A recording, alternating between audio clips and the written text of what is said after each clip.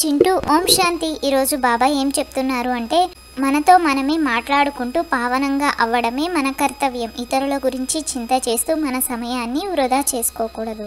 అన్న ఓం శాంతి అన్న. ఈరోజు బాబా ప్రశ్న ఏమడుగుతున్నారంటే ఏ విషయం బుద్ధిలోకి వస్తే పాత అలవాట్లన్నీ తొలగిపోతాయి. మేము బేహద్ తండ్రి సంతానము కనుక విశ్వానికి అధిపతులము. మేము దేవతలుగా అవ్వాలి. ఈ విషయం బుద్ధిలోకి వస్తే పాత అలవాట్లన్నీ తొలగిపోతాయి.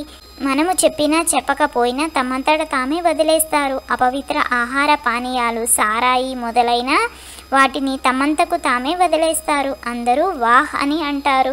మేము ఈ లక్ష్మీనారాయణల వలె అవ్వాలి. 21 జన్మల రాజ్యభాగ్యము లభిస్తూ ఉంటే ఎందుకు పవిత్రంగా ఉండము అని అంటారు.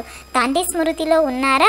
బుద్ధి వేరే వైపు వెళ్ళడం లేదు కదా అని క్షణక్షణం తండ్రి పిల్లలను గమనమిప్పిస్తూ ఉంటారు. బాబా మీరు వచ్చి మమ్మలను పావనంగా తయారు చేయండి అని తండ్రిని మనము పిలుస్తాము. అరే చింటూ, బాబా ఏం చెప్తున్నారంటే ఒకవేళ మనం స్మృతి చేయకుంటే చాలా చిన్న పదవి పొందుతాము. ఇంత ఉన్నత పదవి పొందలేము. అందువలన గమనమివ్వమని బాబా చెప్తారు. బుద్ధి యోగము తండ్రి జతలో ఉండాలి. దీనిని ప్రాచీన యోగమని అంటారు. టీచరుతో యోగము ప్రతి ఒక్కరికి ఉండనే ఉంటుంది. స్మృతి చేయడమే ముఖ్యమైన విషయం.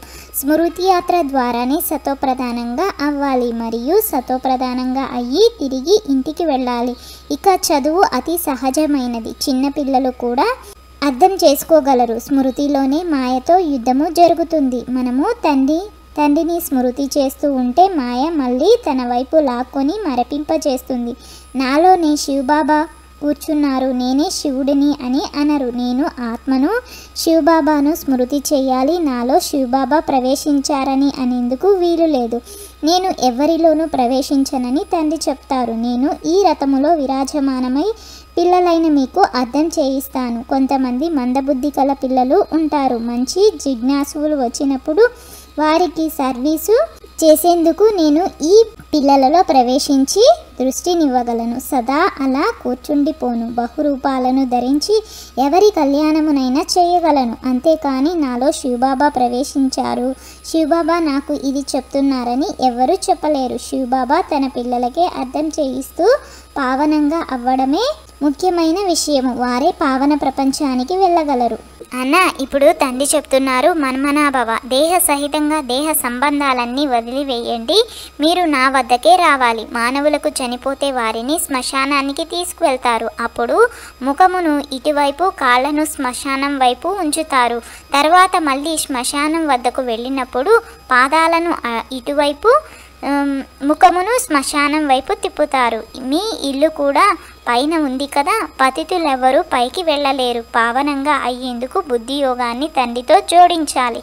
తండ్రి వద్దకు ముక్తిధామానికి వెళ్ళాలి. పతితులైన మనల్ని బాబా వచ్చి పావనంగా చెయ్యండి, విముక్తి చెయ్యండి అని బాబాను మనం పిలుస్తూ వచ్చాం. కావున ఇప్పుడు పవిత్రంగా అవ్వమని తండ్రి చెప్తారు. తండ్రి ఏ భాషలో అర్థం చేయిస్తారో కల్పకల్పం అదే భాషలో అర్థం చేయిస్తారు. ఇతని భాష ఏదో ఆ భాషలోనే అర్థం చేయిస్తారు కదా. ఈ రోజుల్లో హిందీ చాలా ఎక్కువ వాడుకలో ఉంది. భాష ఏమీ మారదు. సంస్కృతము మొదలైనవి దేవతల భాషలేమీ కాదు. హిందూ ధర్మము వారి భాష సంస్కృతం కాదు, హిందీయే ఉండాలి. అరే చింటూ, ఇప్పుడు ఇతర ఏ విషయాల వలన లాభం లేదు. ముఖ్యమైన విషయం పావనంగా అవ్వడం. మన బాబా తండ్రి, టీచర్, సద్గురువు అని పక్కాగా గుర్తుంచుకోండి. వారు మన తండ్రి మరియు మనలను చదివిస్తున్నారు, యోగమును నేర్పిస్తున్నారు అని మనసులో తప్పక గుర్తుంచుకోవాలి. టీచర్ చదివిస్తారు కనుక బుద్ధి యోగము టీచరు పైకి, చదువు పైకి కూడా వెళ్తుంది. తండ్రి కూడా ఇదే చెప్తున్నారు. మీరు పిల్లలుగా ఏమో అయ్యారు కనుక ఇక్కడ కూర్చున్నారు. టీచర్ ద్వారా చదువుకుంటున్నారు. ఎక్కడ ఉన్న తండ్రి వారిగానే ఉంటారు. చదువుపై గమనం ఇవ్వాలి. శివబాబాను స్మృతి చేస్తే వికర్మలు వినాశనం అవుతాయి. మనము సతోప్రధానంగా అవుతాము. ఈ జ్ఞానాన్ని మరెవ్వరూ ఇవ్వలేరు. మనుషులు ఘోర అంధకారంలో ఉన్నారు కదా. జ్ఞానంలో ఎంత శక్తి ఉందో చూడండి. శక్తి ఎక్కడ నుండి లభిస్తుంది? తండ్రి ద్వారా శక్తి లభిస్తుంది. దీని ద్వారా మీరు పావనంగా అవుతారు అని బాబా చెప్తున్నారు. చదువు కూడా సింపుల్దే. ఆ చదువులో అయితే చాలా నెలలు పడుతుంది. ఇక్కడైతే కోర్సు 7 రోజులే. 7 రోజుల్లో అంతా అర్థం చేసుకుంటారు. కానీ బుద్ధిపై ఆధారపడి ఉంటుంది. కొందరికి ఎక్కువ, కొందరికి తక్కువ సమయం పడుతుంది. కొందరైతే 2-3 రోజుల్లోనే బాగా అర్థం చేసుకుంటారు. తండ్రిని స్మృతి చేయడం, పవిత్రంగా అవ్వడం ముఖ్యమైనది. కానీ ఇందులోనే కష్టమవుతుంది. ఇక చదువు అయితే చాలా సాధారణమైనది. అన్న, మనం ఇప్పుడు తండ్రి చదివిస్తున్నారు అని నిశ్చయం చేసుకోవాలి. భగవాను వాచ, నేను మీకు రాజయోగాన్ని నేర్పిస్తాను. ఇలా ఏ మనిషి చెప్పలేడు. టీచరు చదివిస్తున్నప్పుడు టీచర్ను తప్పకుండా స్మృతి చేస్తారు కదా. అనంతమైన తండ్రి కూడా ఉన్నారు. తండ్రి మనలను స్వర్గాధికారులుగా చేస్తారు. కానీ ఆత్మ పవిత్రంగా ఎలా అవుతుందో ఎవరూ తెలుపలేరు. స్వయాన్ని భగవంతుడని లేక ఏమని చెప్పుకున్నా పావనంగా చేయలేరు. ఈ రోజుల్లో చాలామంది భగవంతులైపోయారు. మనుషులు తికమక పడిపోతున్నారు. అనేక ధర్మాలు ఉన్నాయి, వెలువడుతున్నాయి. సరి అయినది ఏదో ఎలా తెలుస్తుందని అంటారు. మీ ప్రదర్శిని లేక మ్యూజియం మొదలైన వాటిని ప్రారంభం చేస్తారు. కానీ ఏమీ అర్థం చేసుకోరు. వాస్తవానికి ప్రారంభమయ్యే ఉంది. మొదట పునాది వేస్తారు. తర్వాత ఇల్లు పూర్తిగా తయారైపోయినప్పుడు ప్రారంభోత్సవం జరుగుతుంది.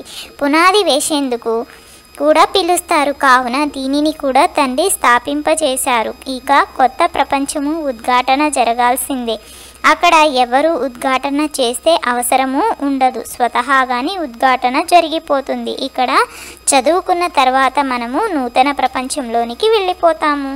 అరే చింటూ, తండ్రి అయితే స్వర్గంలోకి రారు. స్వర్గంలో ఏమేం జరుగుతాయో వెళ్ళి చూడండి. చివరిలో ఏమవుతుందో మున్ముందు తెలుసుకుంటారు. పవిత్రత లేకుండా గౌరవపూర్వకంగా మనం స్వర్గానికి వెళ్ళలేమని మనకు తెలుసు. పెద్ద పదవిని కూడా పొందలేము. అందువలన బాగా పురుషార్థం చెయ్యండి అని తండ్రి చెప్తారు. వ్యాపార ఉద్యోగాలు కూడా భలే చెయ్యండి. కానీ ఎక్కువ ధనం ఏం చేసుకుంటారు? తినలేరు కదా. మీ పిల్లలు మనవళ్ళు ఉంచుకోండి. మొదలైన వారు కూడా తినలేరు. అంతా మట్టిలో కలిసిపోతుంది. అందువలన యుక్తిగా కొద్దిగా స్టాక్ ఉంచుకోండి. మిగిలినదంతా అక్కడకు బదిలీ చేయండి. అందరూ ట్రాన్స్ఫర్ చేయలేరు. పేదలు త్వరగా ట్రాన్స్ఫర్ చేస్తారు. భక్తి మార్గంలో కూడా మరుజన్మ కొరకు ట్రాన్స్ఫర్ చేస్తారు. కానీ అది పరోక్షం, ఇది ప్రత్యక్షం. పతిత మానవులు పతితులతోనే ఇచ్చిపుచ్చుకుంటారు. ఇప్పుడైతే తండ్రి వచ్చారు. కావున మీరు పతితులతో ఇచ్చిపుచ్చుకోలేరు. మీరు బ్రాహ్మణులు. బ్రాహ్మణులకే సహాయం చేయాలి. సర్వీసు చేస్తున్న వారికి సహయోగం అవసరం ఉండదు. ఇక్కడకు పేదవారు, షావుకారులు అందరూ వస్తారు. ఇక కోటీశ్వరులు అతి కష్టంతో వస్తారు. నేను పేదల పెన్నిధిని తండ్రి అని తండ్రి చెప్తారు. భారతదేశం చాలా పేద ఖండము. నేను భారతదేశంలోనే వస్తాను అని తండ్రి చెప్తారు. అందులో కూడా ఈ ఆబు సర్వశ్రేష్ఠ తీర్థస్థానము. అన్న, బాబా ఈరోజు హోంవర్క్ ఏమిస్తున్నారు అంటే తమ ఉన్నతి గురించే చింతన చేయాలి. ఇతర ఏ విషయాలలోకి వెళ్ళరాదు. చదువు మరియు స్మృతిపై పూర్తిగా గమనం ఇవ్వాలి. బుద్ధిని భ్రమింపచేయరాదు. ఇప్పుడు తండ్రి ప్రత్యక్షంగా వచ్చారు కనుక తమకున్నదంతా యుక్తిగా ట్రాన్స్ఫర్ చేయాలి. పతిత ఆత్మలతో ఇచ్చిపుచ్చుకోరాదు. గౌరవపూర్వకంగా స్వర్గంలోకి వెళ్ళాలంటే తప్పకుండా పవిత్రంగా అవ్వాలి. అరే చింటూ, బాబా ఈరోజు వరదానం ఏమిస్తున్నారంటే మనసు మరియు బుద్ధిని వ్యర్థం నుండి ముక్తంగా ఉంచుకొని బ్రాహ్మణ సంస్కారాన్ని తయారు చేసుకునే రూలర్ బాబా. ఏదైనా చిన్న వ్యర్థమైన విషయము, వ్యర్థమైన వాతావరణం లేక వ్యర్థమైన దృశ్యం యొక్క ప్రభావం అనేది మొదట మనసుపై పడుతుంది. తర్వాత బుద్ధి దానికి సహయోగం చేస్తుంది. మనసు మరియు బుద్ధి అదే విధంగా నడుస్తూ ఉంటే అది సంస్కారంగా అయిపోతుంది. తర్వాత బ్రాహ్మణ సంస్కారాలు కానీ రకరకాల సంస్కారాలు కనిపిస్తాయి. ఏదైనా వ్యర్థ సంస్కారానికి వశం అవ్వడం, స్వయంతోనే యుద్ధం చేయడం, మాటి మాటికి సంతోషం మాయమవ్వడం, ఇవన్నీ క్షత్రియుల సంస్కారం. బ్రాహ్మణులు అనగా రూలర్లు. వాళ్ళు వ్యర్థ సంస్కారాల నుండి ముక్తులుగా ఉంటారు, పరవశంగా ఉండరు. ఎవరైతే దృఢ ప్రతిజ్ఞ ద్వారా అన్ని సమస్యలను సహజంగానే దాటివేస్తారో వాళ్ళే విఘ్న వినాశక్ భవ. ఈ అన్నదమ్ముల సంభాషణ మీకు కనుక నచ్చినట్లయితే లైక్ చేసి, షేర్ చేసి తప్పకుండా ఈ ఛానల్ను సబ్స్క్రైబ్ చేయండి.